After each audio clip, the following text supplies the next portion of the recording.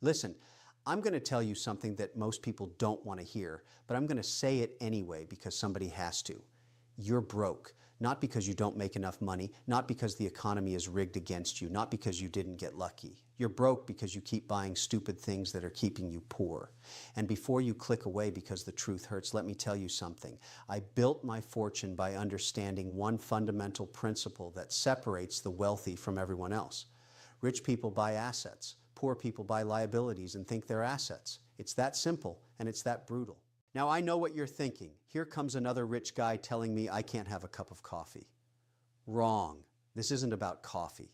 This is about 5 specific categories of purchases that are absolutely destroying your financial future, and I'm going to break them down for you right now. But first, I need you to do something.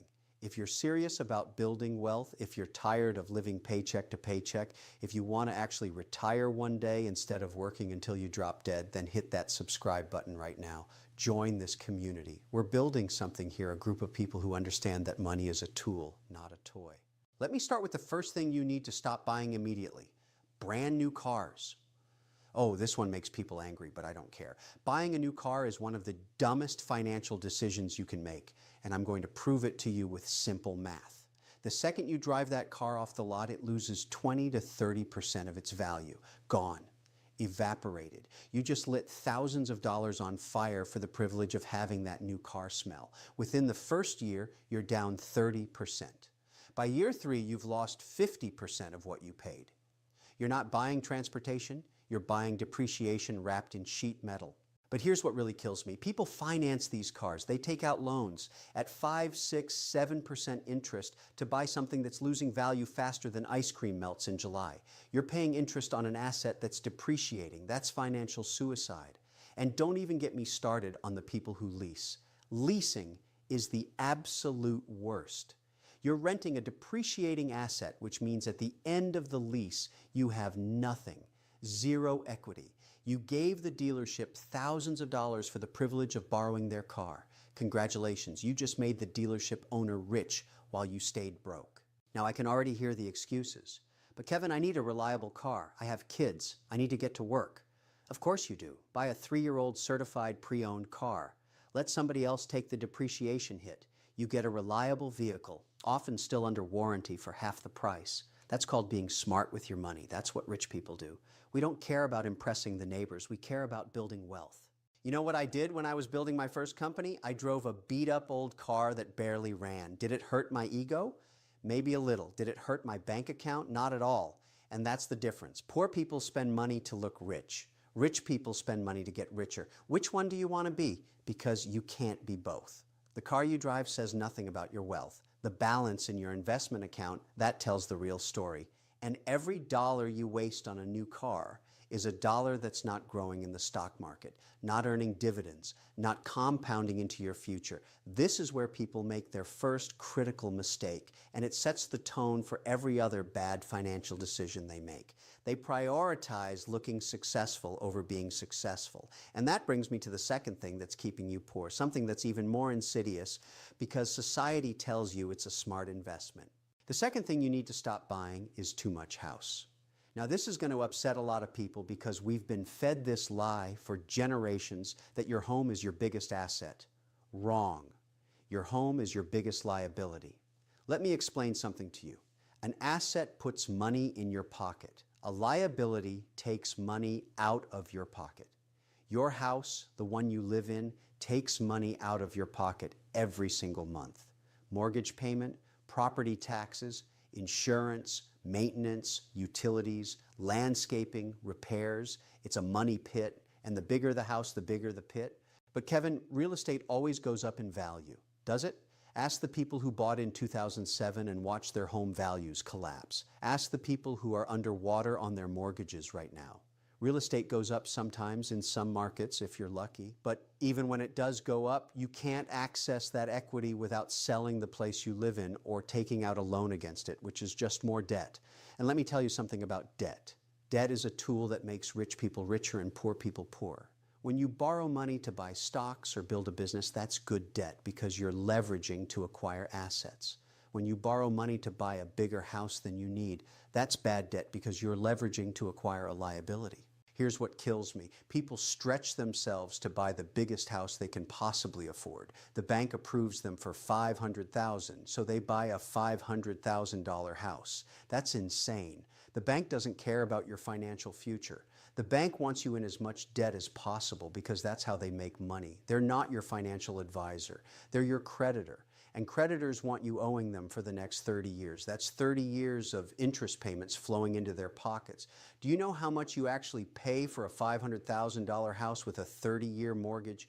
Try over $800,000 when you factor in the interest. You're paying $300,000 extra just for the privilege of borrowing money. That's not building wealth. That's transferring wealth from your pocket to the bank's pocket.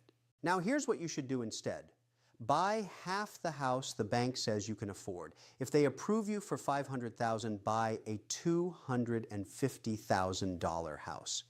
I don't care if it's smaller. I don't care if it doesn't have the granite countertops and the walk-in closets. Buy the house you need, not the house you want. Then take all that extra money you're saving every month, the money that would have gone to a bigger mortgage, bigger property taxes, bigger utility bills, and invest it. Put it in the stock market. Build a portfolio. Buy dividend-paying stocks. Let that money work for you instead of working for the bank. This is the secret that wealthy people understand. We live below our means. Warren Buffett, one of the richest men in the world, still lives in the same house he bought decades ago for $31,000. Why? Because he understands that every dollar spent on an unnecessarily big house is a dollar that can't compound in his investment portfolio. That's opportunity cost. And opportunity cost is the silent killer of wealth. The third thing that's keeping you poor, and this one is going to sting, is eating out all the time. I'm talking about restaurants, takeout, coffee shops, delivery apps. You're hemorrhaging money on food and you don't even realize it. Let me hit you with some numbers. The average American spends over $3,000 a year eating out. $3,000. Do you know what $3,000 invested every year for 30 years becomes at a 10% return? Over $500,000. You're trading $500,000 in retirement wealth for convenience and fancy meals you'll forget about in 24 hours. But it's worse than that because most people aren't just spending $3,000, they're spending $5,000, $6,000, $7,000 a year.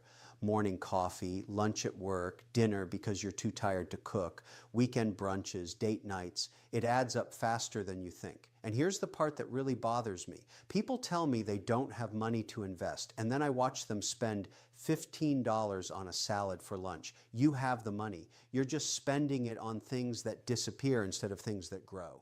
Now, I'm not saying never eat out. I'm saying be strategic about it. Cook at home most of the time. Meal prep on Sundays, pack your lunch, make your coffee at home. These aren't sacrifices. These are smart financial decisions. And when you do eat out, make it special. Make it count. Don't waste money on mediocre chain restaurants because you're too lazy to cook. That's not living well. That's being financially irresponsible. Rich people understand the value of a dollar. Poor people think small expenses don't matter, but small expenses become massive expenses over time, and massive expenses destroy wealth. The fourth thing destroying your financial future is clothes and accessories you don't need. And I'm not just talking about designer handbags and luxury watches, although those are absolute wealth killers. I'm talking about the constant need to update your wardrobe every season, to have the latest sneakers, to buy clothes you wear once and forget about. Your closet is probably full of things you bought, wore a few times, and now they just sit there taking up space. That's not a wardrobe. That's a museum of bad financial decisions. Here's the truth about clothes. Nobody cares what you're wearing as much as you think they do. Nobody's keeping track of whether you wore the same shirt twice this week. And the people who are judging you based on your clothes, those aren't people whose opinions should matter to you anyway. You know what impresses me? A fat investment portfolio, a growing net worth, financial independence, not a $1,000 pair of shoes that'll be out of style in 6 months. But this goes deeper than just clothes. This is about the mentality of consumption.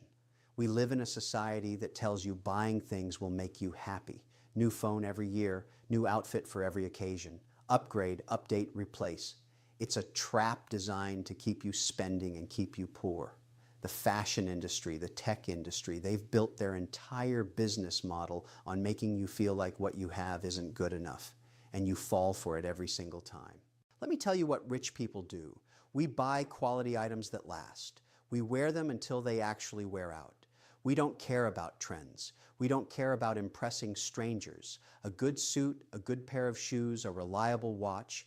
Buy once, buy quality, and move on with your life. Your money has better places to be than in some corporation's pocket because they convinced you that you need their product to feel valuable. You don't. Your value has nothing to do with what you wear and everything to do with what you build. Now, the fifth and final thing that's keeping you poor, and this might be the most important one, is subscriptions and memberships you don't use.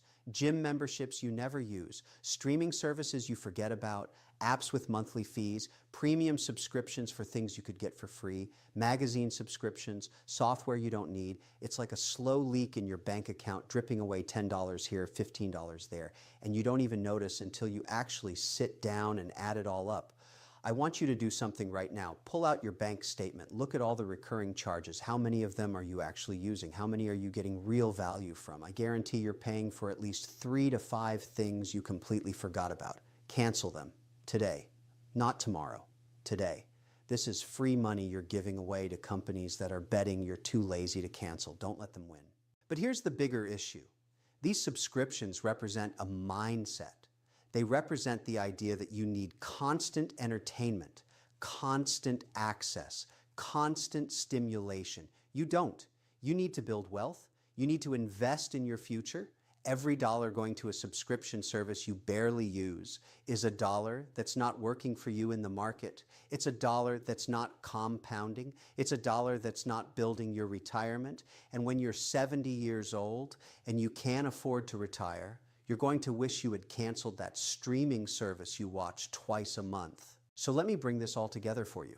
Stop buying new cars. Stop buying too much house. Stop eating out all the time. Stop buying clothes you don't need. Stop paying for subscriptions you don't use. These 5 things are the difference between being broke and being wealthy. It's not about your salary. I've seen people making $40,000 a year build serious wealth because they understood these principles. And I've seen people making $200,000 a year living paycheck to paycheck because they refuse to learn the choice is yours. You can keep doing what you're doing and stay exactly where you are, or you can make the hard decisions, cut the waste, and start building real wealth. It's not complicated, it's just uncomfortable. And most people choose comfort over wealth every single time. Don't be most people. Now, if this video opened your eyes, if you're ready to stop making excuses and start making money, I need you to take action right now. Smash that like button. Tell the algorithm that this content matters. Leave a comment below and tell me which of these 5 things you're guilty of. Be honest. We're all learning here. And if you haven't subscribed yet, what are you waiting for? Hit that subscribe button. But don't stop there. Become a member of this channel. When you become a member, you're investing in financial education. You're joining a community of people who are serious about wealth building. We're going to keep bringing you the truth, the strategies, the no-nonsense advice that actually works. Money doesn't care about your feelings. It doesn't care about your excuses. It only cares about the decisions you make. So make better decisions. Stop buying stupid things. Start building wealth. That's how you win. That's how you get rich. Now get out there and make it happen.